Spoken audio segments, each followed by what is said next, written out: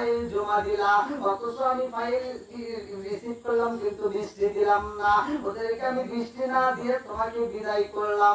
এই কথা শোনার পরে বলছে আলহামদুলিল্লাহ, আমি আল্লাহরে যখন আল্লাহ কয়া ডাক মারছে রে মুসা, আমার কাছে এত ভালো লাগে, আমার কাছে এত মজা লাগে, এই জন্য ওদেরকে আমি জায়গায় বৃষ্টি দিয়া দিছি। জোরে জোরে কন্যা সুবহানাল্লাহ।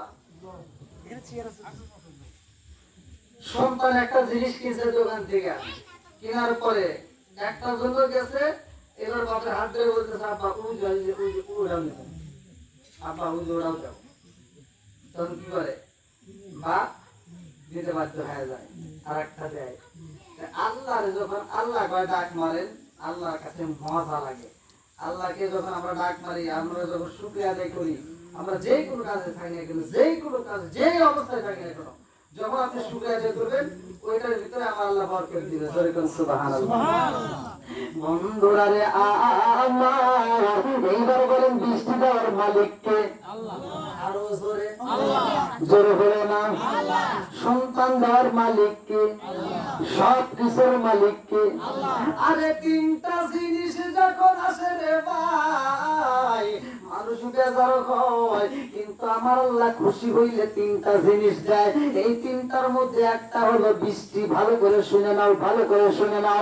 এই জমিনের মধ্যে এমন একজন নবী আগমন করেছে, এই নবী তার নামে আমার আল্লাহ একটা সূরা নাযিল করেছে, সূরা ইউসুফ। আল্লাহু আকবার। কম আরে ইউসুফ নবী যখন দুনিয়াতে আসবে, হ্যাঁ বন্ধুরা ভালো করে শুনে নাও, ইউসুফ নবী যখন দুনিয়াতে আসবে, এই মুহূর্তে এলাকার ভিতর ফসলের আবাদ হইত না, মানুষ খাওয়ানোর ব্যবস্থা ছিল না, মানুষ আবাদের ভিতরে ছিল, রোদের তাপমাত্রা বেশি ছিল, মরুভূমিতে বালি বেশি ছিল, আবাদ হইত না। যে আবাদ করা হইতো আবাদ গুলো নষ্ট হয়ে যাইত। এই এলাকার ভিতরে সবাই আকার হয়ে যায় রে ভাই। যেই বছরে দুনিয়াতে আগমন করবে, এই বছরে আমার আল্লাহ বৃষ্টি দিবে। ভালো করে শুই না নাও, ভালো করে শুই না নাও। আগমন করবে, ওই জামানার মানুষ পাথরে পূজা করতো, মূর্তি পূজা করতো, লাত মানাত লজ্জা উপলক্ষে দুর্গা সরস্বতী যে যেতে হোক না করে এই পূজা গুলো করতো। আরে ইউসুফ নবী দুনিয়াতে আইব রে ভাই, নবীরা তো এই দুনিয়াতে আগমন করছে মানুষের কল্যাণের জন্য, নবীরা আসছে মানুষের হিদায়াতের রাস্তা আমার আল্লাহ খুলে দিয়েছে। ইউসুফ নবী আসবে রে ভাই, তার বাবা ইয়াকুব নবী কেমন নবী ছিল?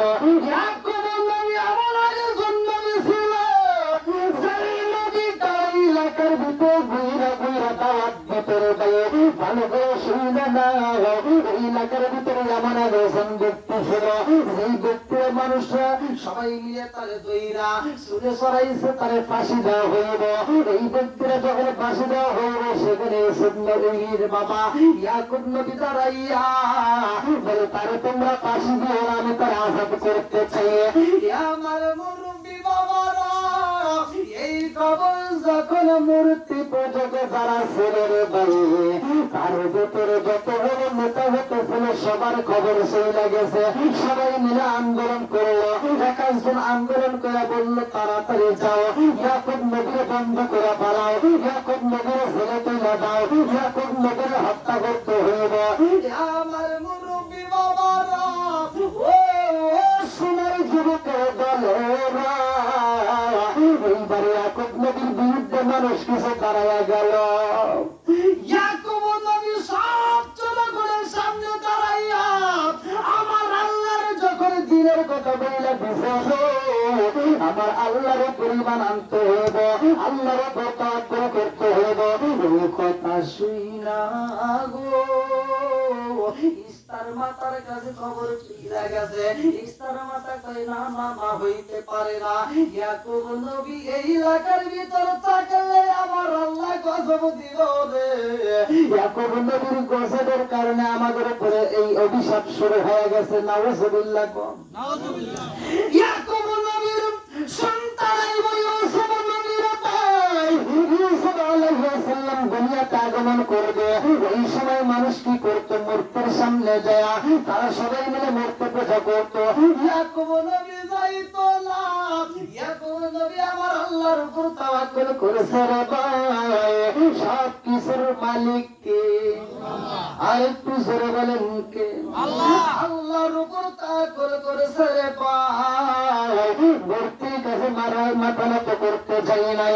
এইবার ইস্তার মাতার কাছে খবর সই লাগেছে ইয়াকুব আলাইহিস সালামের সন্তান আসবে দুনিয়ার বুকে। এইবার ইয়াকুব নবী যখন মূর্তির কাছে আসে না রে বন্ধু, ইস্তার মাতা সবার সামনে বইলা দিল ইয়াকুব নবীর যেই সন্তান আসবে, এই সন্তান দুনিয়াতে আগমন করার কারণে এই মূর্তির সামনে না আসার কারণে ইউসুফ ইয়াকুব নবীর যে সন্তান আসবে ইউসুফ আলাইহিস সালাম, এইটা হবে আমাদের জন্য আরেকটা নতুন গজব। এই সন্তানটা আসার কারণে আমাদের এলাকায় বৃষ্টি হবে না, এই সন্তানটা আসার কারণে আমাদের ফসল কোনো আবাদ হইব না। এইবার যখন ইস্তার মাতা সবার সামনে বইলা দিছে রে ভাই, সব নেতা গোতা বইলা দিল, তাইলে তুমি কি করবা?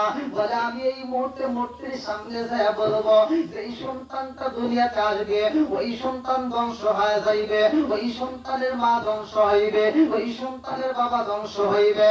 ইস্তার মাতা চাই মূর্তির সামনে আগুন নিয়ে পূজা করে চারদিকে ঘুরতেছে আর বলতেছে এই সন্তান আগমন করবো গো, এই সন্তানটা বংশ হোক, এর মা বংশ হোক, এর বাবা বংশ হোক। এই বইরা যখন মূর্তি বড় ঘুরে দিছে আমার মুরব্বি বাবারা ইউসুফ আলাইহিস সালামের মা বেতায় যন্ত্রণায়